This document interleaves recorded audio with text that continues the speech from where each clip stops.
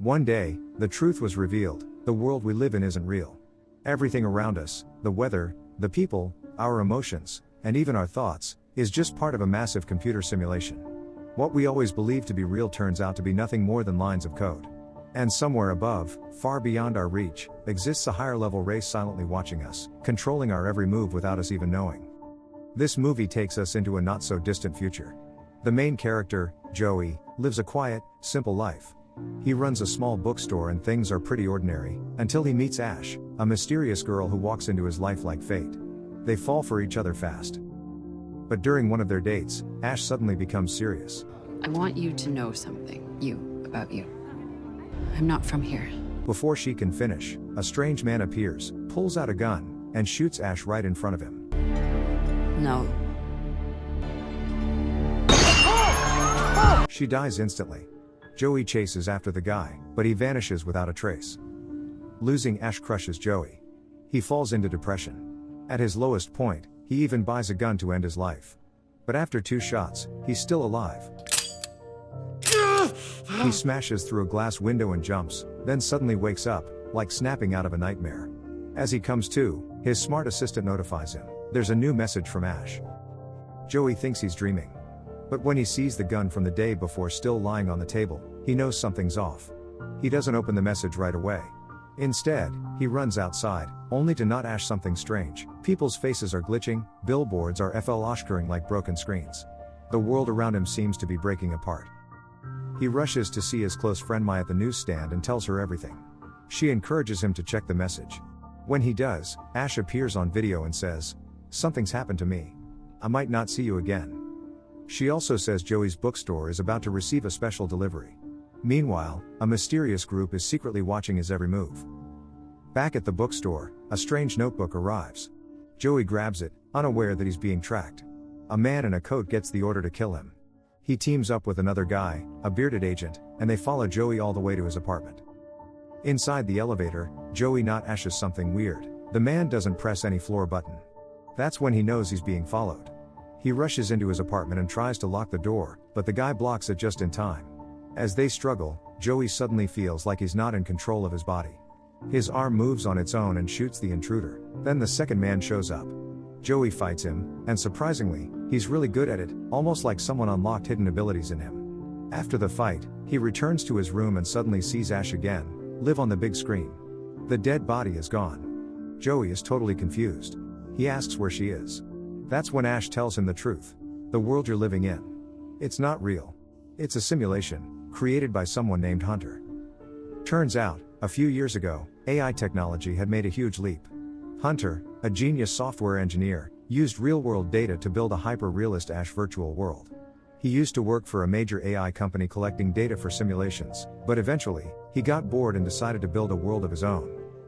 Then a mysterious account called OXC contacted him. They had the same goal, so they teamed up and built the system together. After 497 updates and tweaks, they created the final version, the very world Joey is living in now. Once the system was done, Hunter became like a god inside it.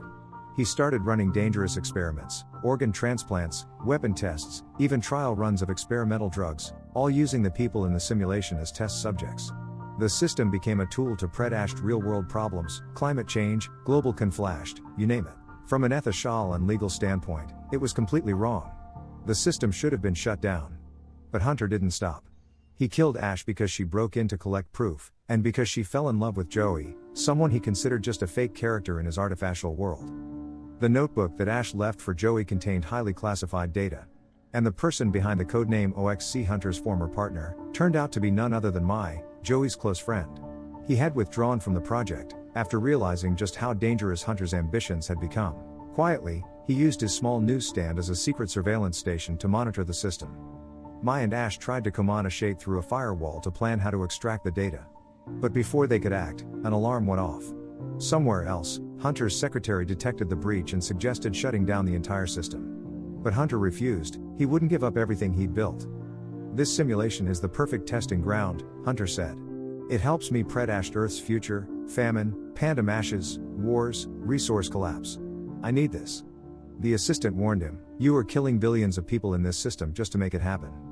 Hunter replied coldly to the accusations. They are just algorithm-generated population units. None of them are real. But the rest of the world doesn't see it that way. I can't let the court arrest me.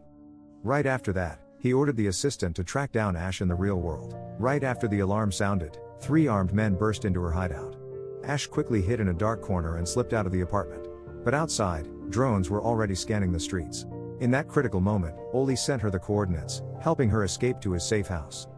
During their conversation, Ash revealed that she had worked for Hunter's company for nearly 15 years. When Hunter began selling the DEW system to uncontrollable forces for his own gain, ignoring both ethics and the law, she knew she had to stop him. What pushed her even further was realizing that inside the system, the people weren't just code. They had thoughts, emotions, and awareness. In many ways, they were real. Ash begged Oli to let her go back into the DEW system. After some hesitation, he agreed. He sent her to a hidden, high-security automated hotel in the city center. There, he gave her 11 new network addresses and passwords. Ash followed his instructions and re-entered the system. She finally saw Joey again, the person she had been longing for. But Joey was confused and skeptical. Before she could comfort him, Oli pulled her out of the system again. Hunter had detected the breach and ordered an immediate disconnection. Panicked after Ash vanished, Joey ran to the newsstand where Oli worked. There, Oli explained everything. Hunter was about to upgrade the entire system to stop any future hacks, and that would mean total destruction of Joey's world. There was only one way left to save it. Programmers often leave backdoors or cheat codes in systems, hidden tools that let them bypass restrictions. Oli had secretly installed one. And the notebook Joey held? It wasn't just a logbook, it was a full backup of the entire DEW system, containing the cheat code. Oli gave Joey a decryption key and said he'd send him the coordinates. If Joey could upload the backup in time, the system could be saved. Meanwhile, Ash was being hunted by Hunter's men. She managed to take down one of them, but eventually fell into a trap and was captured. At the same time, Oli was assassinated. But just before he died, he managed to send Joey the final location for the cheat code. Joey followed the coordinates and found the secret upload room. He started the backup process. But almost immediately, 2 agents in coats showed up. Joey opened the weapons vault, locked the door, and got ready to fight. But unfortunately, his activity had revealed his exact location to Hunter. Hunter used his admin privileges to try to delete Joey from the system. But Joey, protected by Oli's cheat code, not only survived, but also managed to destroy Hunter's virtual form within the simulation. Furious, Hunter returned to the real world and launched a new version of the system, triggering a collapse of the DEW universe layer by layer. He was about to finish Ash for good, until Ash stopped him. It was Oli. Countless data fragments fused into a glowing, living form. One of Hunter's guards tried to attack Joey but realized he couldn't control his own body.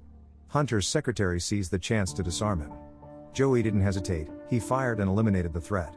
Hunter watched, stunned, as Joey fell from above and landed in front of him, in the real world.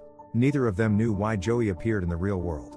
That's when Oli stepped forward, picked up a sugar cube, dropped it into a cup of coffee, and said, "If the sugar cube is Joey's world, then the coffee cup is yours and Ash's.